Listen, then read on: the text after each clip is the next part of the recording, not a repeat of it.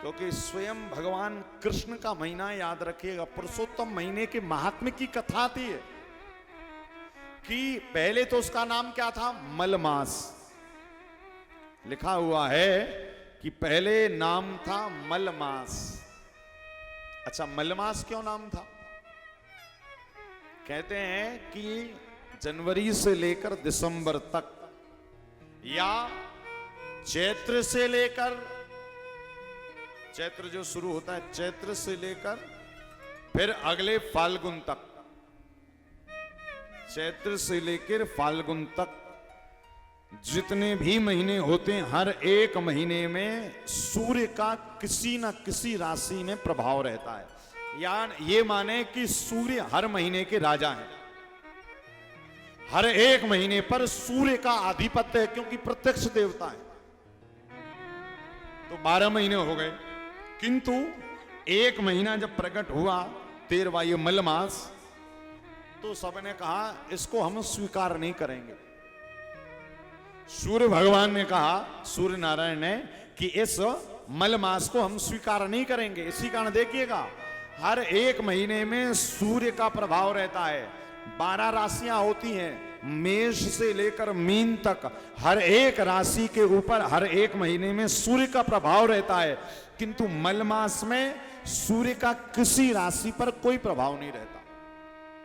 सूर्य का संक्रमण मलमास में नहीं रहता। उसका नाम मलमास क्यों पड़ा? क्योंकि सूर्य ने कहा तुझको हम अपना आधिपत्य नहीं देंगे, तेरे राजा हम नहीं बनेंगे। और जिसका राजा सूर्य ना बने तो मल यानी वो कोई मतलब का नहीं, संक्रमित है। भाई कोई वस्तु खराब कब हो जाती है? जब बहुत दिन तक पानी में पड़ी रहे, छाया में पड़ी रहे, सूर्य की किरण ना पड़े तो क्या कहते हैं, अरे भैया खराब हो गई। क्यों? बोले क्योंकि इसको सूर्य की रोशनी नहीं मिली।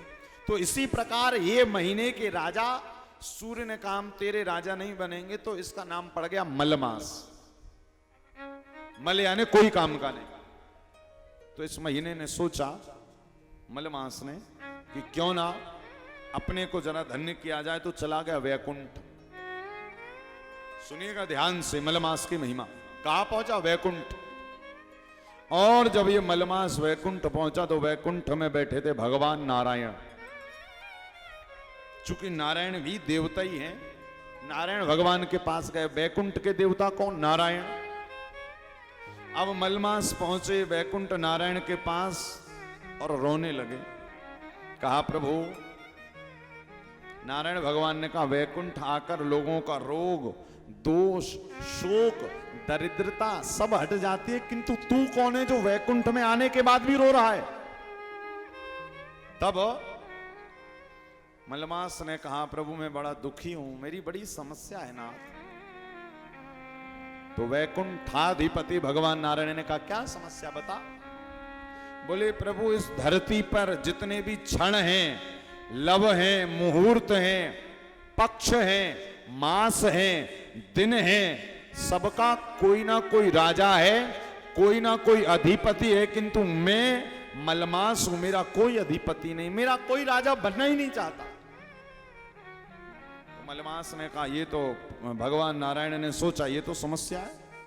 वैकुंठ के राजा नारायण ने सोचा कि इसके दुख को दूर कौन कर सकता है। तब नारायण भी ले गए किसके पास? बोले भगवान का एक अवतार हुआ जो कृष्णावतार। तो भगवान नारायण उस मलमास को किसके पास ले गए? बोले चलो तुम्हारी यदि कोई इच्छा पूरी हो सकती है, तुम्हारी समस्या दूर यदि हो सकती है, तो षड ऐश्वर्य युक्त जो परमात्मा है श्री कृष्ण के पास ही दूर हो सकती है। तो नारायण मलमास को कहां ले गए? कन्हैया के पास। और कन्हैया के दरबार तो जो पहुंच जाए, क्यों, जो एक बार मत्था टेक दे, जो शरणागति हो जाए महाराज, उसके जीवन में दुख जैसा कुछ रह ही नहीं जाता। क्यों? बोले क्योंकि उसके दरबार में आने के बाद व्यक्ति रोता हुआ आता है किंतु मुस्कुराता हुआ जाता है। एक बार कोई वृंदावन आता है रोता हुआ आता है, किंतु जब वृंदावन से जाता है तो श्री राधे कहते हुए जाता है। जब वृंदावन से जाता है तो क्या कहता है? राधे। लेकिन ये कौन कह पाता है? जिस पर हमारे ठाकुर जी की कृपा होती। तो वो मलमास पहुंचा कन्हैया के पास और भगवान कृष्ण के सामने रोने लगा। कहा प्रभु हमने तो सुना है दुनिया ठोकर खाने के बाद आपके पास आती, और जब आपके पास आती तो आप उसे अपना लेते हो।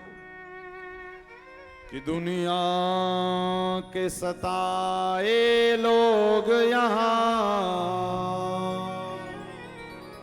सीने से लगाए जाते हैं, दरबार में बंसी वाले के दुख दर्द मिटाए जाते। दरबार में बंसी वाले के दुख दर्द मिटाए जाते हैं, दुनिया के सताए लोग यहाँ मेरे कृष्ण के सीने से लगाए जाते हैं। मलमास ने कहा प्रभु मुझे भरोसा है आपके दरबार में मेरी बिगड़ी हुई किस्मत बनेगी जरूर। कन्हैया ने कहा हुआ क्या? तो जो वैकुंठाधिपति नारायण थे उन्होंने पूरी कथा बताई। बोले प्रभु ये मलमास है और सूर्य अपना आधिपति सबको देने के लिए तैयार है, सूर्य सब महीनों का राजा बनने तैयार है, किंतु इस मलमास का कोई राजा नहीं, इसी कारण इसको लोगों ने मलमास कह दिया। बोले जो कोई काम का नहीं है। और याद रखिए जब जो कोई काम का नहीं रहता उसी को मेरा कृष्ण अपनाकर अनमोल बना देता है। कहते ना अभी तक तो कोई पूछता नहीं था, किंतु जिस दिन से तेरे वृंदावन आया तेरा दास बना उसी दिन से मैं दुनिया के लिए अनमोल बन गया हूं। कब बनते हैं हम अनमोल? जब हम उस ठाकुर जी के वृंदावन चले जाते हैं। तो मलमास ने कहा प्रभु मेरा आधिपत्य कोई स्वीकार करने को तैयार नहीं। तब भगवान कृष्ण ने कहा मलमास चिंता मत करो। आज से भगवान ने स्वयं संकल्प लेकर कहा, क्या कहा? मेरा जो नाम लोक में वेद और शास्त्र में निहित है, बोले लोक में वेद में शास्त्र में लोग मुझे पुरुषोत्तम कहते हैं। क्या कहते हैं? पुरुषोत्तम। तो जाओ मैं तुम्हें वरदान देता हूं कि आज के बाद तुम्हारे मांस के आगे मल हटाकर मैं अपना पुरुषोत्तम नाम जोड़ता हूं, और उसी दिन से वो मलमास पुरुषोत्तम मास बन गया। तो भगवान ने क्या किया? बोले उस महीने में पुरुषोत्तम महीने में भगवान ने अपना आधिपत्य अपना राजत्व उसको दे दिया। किसको? मलमास को। और वो महीना क्या बन गया? पुरुषोत्तम महीना। और पुरुषोत्तम महीने का मतलब क्या है? बोले उस महीने के चांद भी कृष्ण है, सूर्य भी कृष्ण है, और कहते उस महीने में यदि हवा भी चलती है तो वो भी कृष्ण नाम की ही चलती है।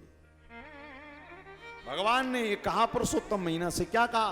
बोले सुनो, जो ऋषि जो मुनि जो महाजन परम धाम पहुंचने के लिए जो तप करते हैं, वही तप यदि कोई पुरुषोत्तम महीने में करेगा, स्नान करेगा, पूजा करेगा, अनुष्ठान करेगा, भगवान की कथा सुनेगा और अपने पूर्वजों के लिए श्राद्ध करेगा, तर्पण करेगा, बोले उस महीने में भी उस जीव को तो सदगति मिलेगी मिलेगी, किंतु उसके पूर्वजों को भी सदगति मिल जाएगी। ये कृष्ण ने वरदान दे दिया मलमास को।